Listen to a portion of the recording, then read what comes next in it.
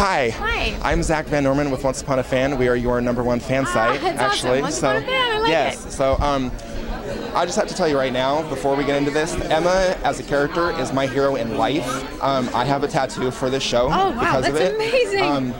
In episode 4, when she says, you have to change your life because there are no fairy godmothers, I really took that to heart.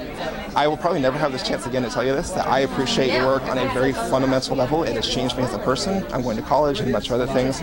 It means the world to me to be able to stand here and talk to you right now. Thank you. So I appreciate your work because Emma as a person is she's been through a lot, it's obvious. She's been through, we haven't really seen a lot of it yet, but she seems to have gone through the gutter, and yet through it all, she's still hopeful, she's still positive, she still has a good sense of humor, she's still sarcastic. Is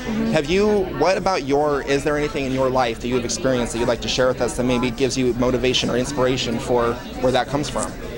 Yeah, I feel like as an actor, as actors, we're very lucky because what we do is sort of soak up as much as information as we can about other people's lives, and we try to observe and we try our best to be as empathetic as possible so that we can understand someone in order to pretend to be someone that we're not. Right. And so, a lot of what I did for Emma in particular was read memoirs written by children who were raised in the foster program and children who'd been abandoned in certain ways, and just did a tremendous amount of research about that, and reading those stories were so heartbreaking, and I tried to sort of build her memories and her life off of these true stories, and really have vivid images that they wrote about to fill her memories and to fill her experience so that I had something true to be relating to. And I'm a very lucky person. My parents are still together. I have a lot of family, and and of course have problems like everyone else and have gone through certain trials in my life, and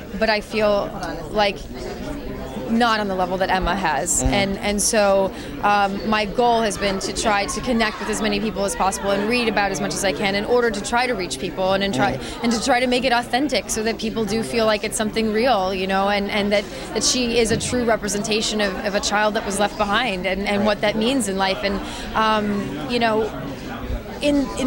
in the film world, there is a tremendous amount of rejection. Even once you do well, you're still constantly being rejected. And so I can relate on that level in terms of just feeling like you're never quite good enough and you're never going to get every role, and you're never, it's like you're too tall for this, you're too short for that. One person tells you you're too pretty for something and the next person tells you you're not pretty enough. And then, and you sort of spend your life being told that there's always something wrong with you when you're in this business, and then that, that's just this business, and I know in real life, I didn't have a great social life when I was in junior high and high school, and I can't even imagine what other people are going through, if they're dealing with their sexuality or if they're dealing with family things at home, or, there's just so much that goes on in life. And so I feel like what's been such a blessing about the show and the writing of the show is the opportunity to be a part of something that I think speaks to people when they're struggling and gives them a way to go, hey, I'm not alone. I think that's the biggest thing that I've learned even going through my own therapy and things like that. Is like,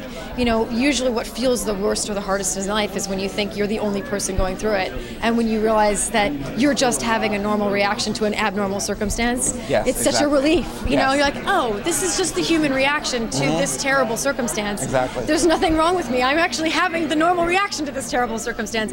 And so I try really hard to build that into Emma and do the best I can to relate to that. And it means a lot to me to hear that you feel connected to it. And I think that she has resonated with just a lot of people, honestly. I mean, I think that the Ugly Ducklings are not maybe as loud as, the Evil Regals or so forth. I think we're more quiet because we got stuff going on. We got business to handle. On the more fun part, though, for Emma, she was kicking ass, #1, when she was getting on Tamara in the finale. I love that moment. That was just great. Manhattan was also a really standout episode for you with the character arc. And that moment when you sat down, when Emma sat down at the bar and said, I loved you. That was just heartbreaking.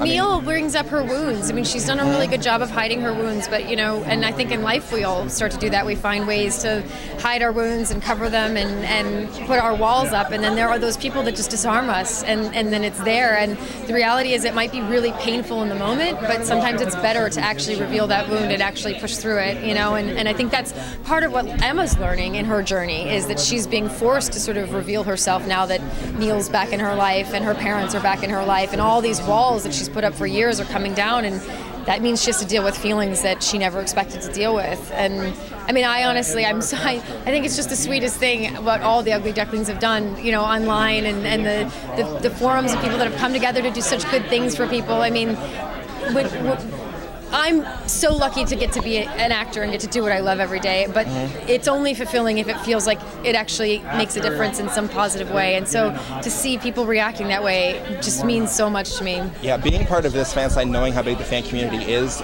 with all of you, I can tell you guys have created a huge movement actually among people to just improve themselves and everything.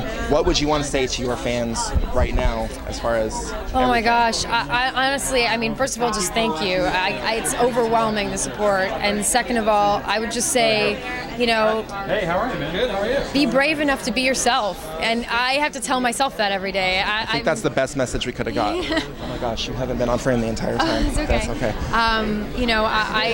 I am absolutely included in trying to take my own advice to be brave enough to be myself every day. The world is a scary place these days. There's a lot of horrible things going on, and at the end of the day, we have to remember that we're all really the same. We are all human beings. We are all made out of the same cells, and right. And it's just like we have to be good to each other. We really do, or we're going to have some real problems. So I would just say, be brave enough to be yourself and be good to each other. Awesome. Thank you very much for your time. I appreciate it. Thank you.